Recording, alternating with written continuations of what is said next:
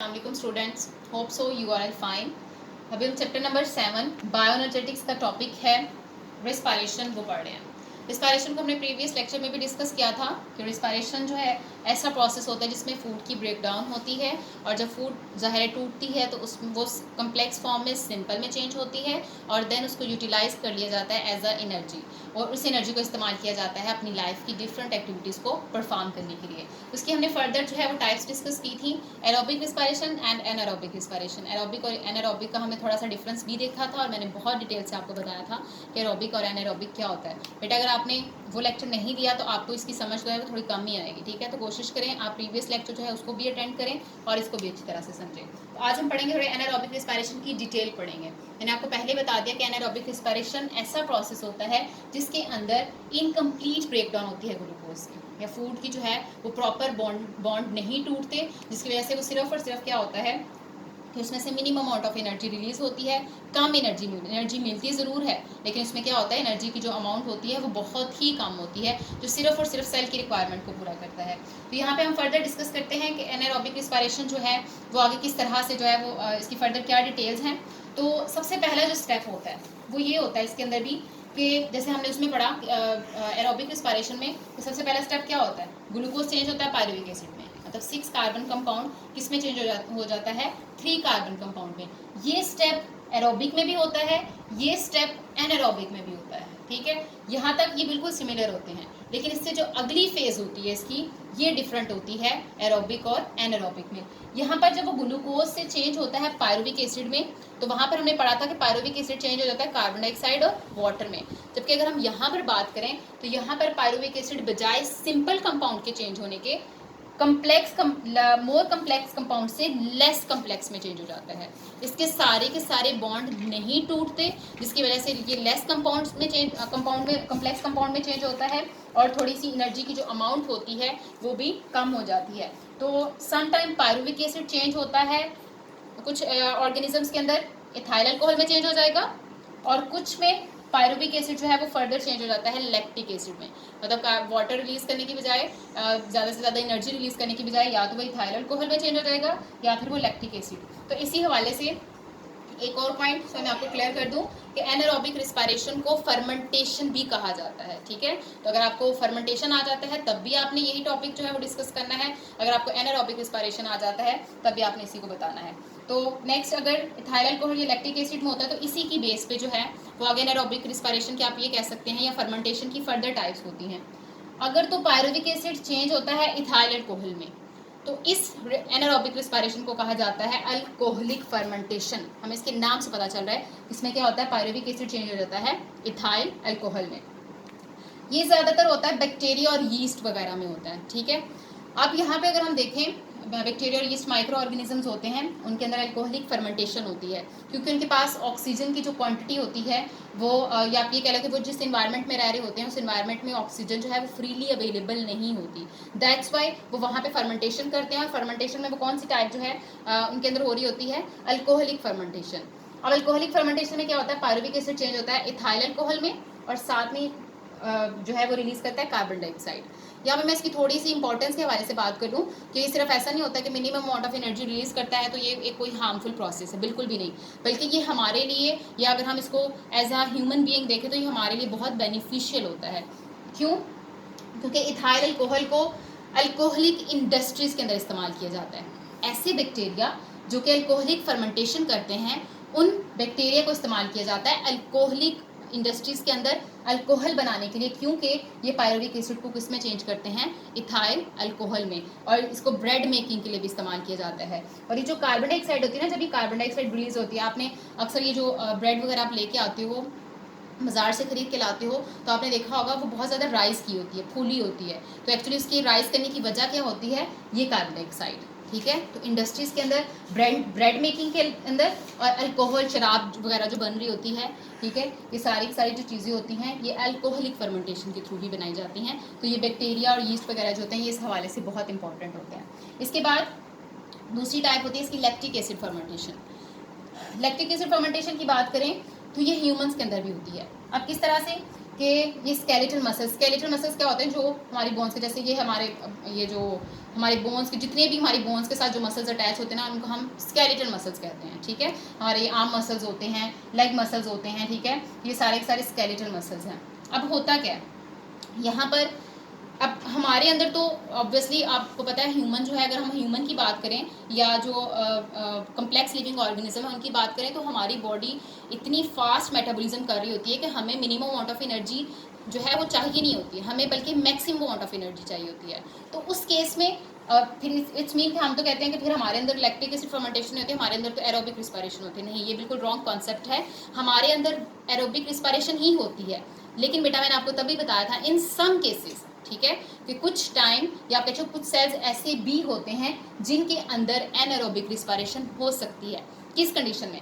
For example, जब हम normal condition में होता है, हमारा ब्रीथिंग रेट बहुत नॉर्मल होता है, हम प्रॉपर तरीके से जितनी क्वांटिटी हमें जितनी कंसंट्रेशन चाहिए होती है ऑक्सीजन की, हम उतनी कंसंट्रेशन ले रहे होते हैं, जिसकी वजह से रिस्पायरेशन प्रॉपर तरीके से होती है, एनर्जी रिलीज होती है। लेकिन जब हम एक्सरसाइज कर रहे होते हैं या कोई भी हम हार्ड एक्टिविटी कर रहे हैं, कोई बहुत मतलब इस तरह का काम कर रहे हैं जिसमें हमारे मसल्स बहुत ज़्यादा इस्तेमाल हो रहे हैं, तो जब हम यहाँ पे ये कह रहे हैं, जब हम रनिंग कर रहे होते हैं, दौड़ रहे होते हैं, तो उस टाइम पे आपने देखा होगा कि हम हाँफना शुरू कर देते हैं, ठीक है, कि हमारा सांस जो है वो उखड़ना शुरू हो जाता है।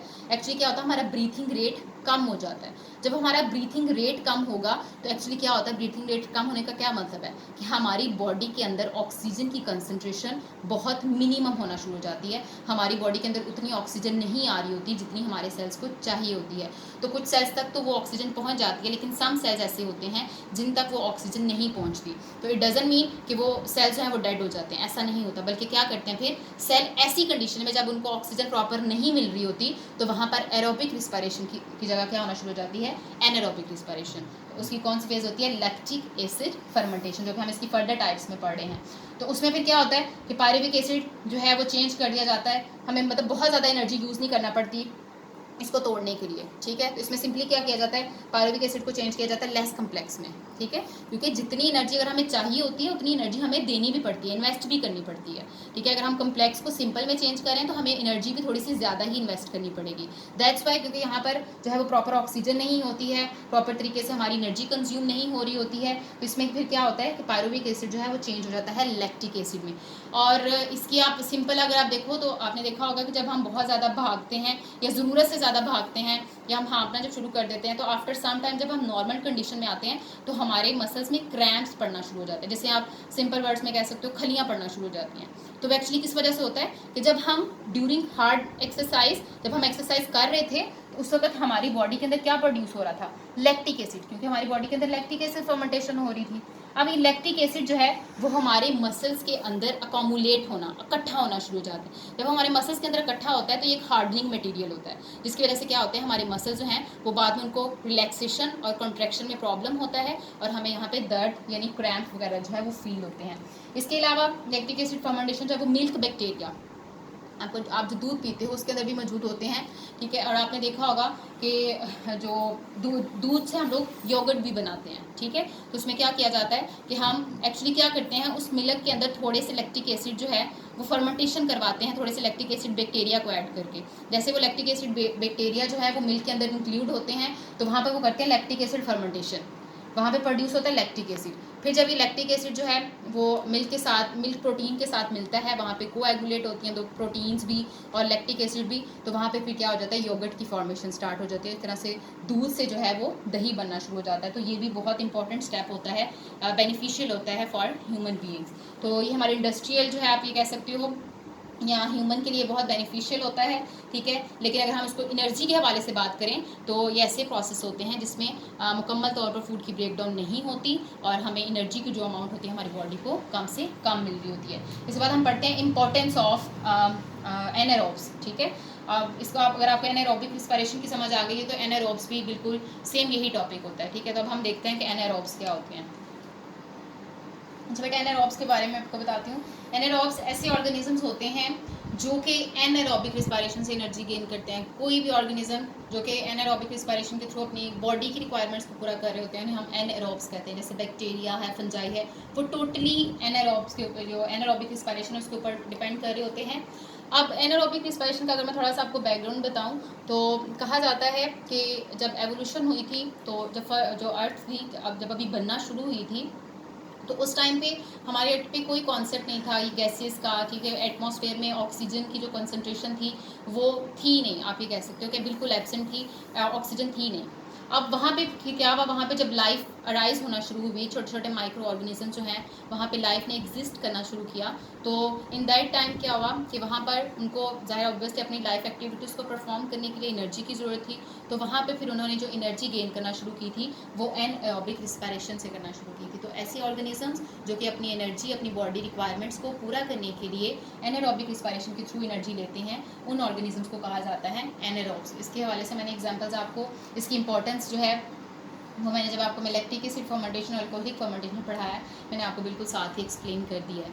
तो यहाँ पे आपने सिर्फ और सिर्फ फर्स्ट पैराग्राफ में से आपने डेफिनेशन करनी है इसकी एनारोब्स की, साथ में एग्जाम्पल, और जो लास्ट वाला पैराग्राफ है उसके ऊपर आप हेडिंग दे सकते हो इंपॉर्टेंस ऑफ फर्मेंटेशन की। जो फर्मेंटेशन है ये जो एनारोब्स है वो किस तरह से हमारे लिए बेनिफिशियल होते हैं। तो हमने पढ़ा कि किस तरह से बेकिंग इंडस्ट्री में, ब्रूइंग इंडस्ट्री में, अल्कोहलिक जो इंडस्ट्री होती है उसके अंदर, इसी तरह से योगर्ट एंड चीज़ फॉर्मेशन जो होती है वो सारी की सारी इन्हीं फर्मेंटेशन के थ्रू होती है, जो कि आजकल हमारी लाइफ के अंदर इनका जो इस्तेमाल है वो बहुत ज़्यादा बढ़ता जा रहा है। तो उसी हवाले से जो है वो एनारोब्स की इंपॉर्टेंस भी बहुत ज़्यादा बढ़ती जा रही है। बहुत इंपॉर्टेंट शॉर्ट क्वेश्चन है, आपने इसको स्किप नहीं करना, डेफिनेशन करनी है इसकी और लास्ट वाला पैराग्राफ आपने इसको कंप्लीट करना। मैं इसलिए बता रही हूँ ताकि आप बाद में ये ना पूछना शुरू कर दे ऊपर वाला पैराग्राफ में हमने स्किप कर दिया, ठीक है, उसमें कुछ भी नहीं है, आपने सिर्फ और सिर्फ उसमें से डेफिनेशन करनी है और लास्ट वाले पैराग्राफ में आपने उसकी इंपॉर्टेंस करनी है।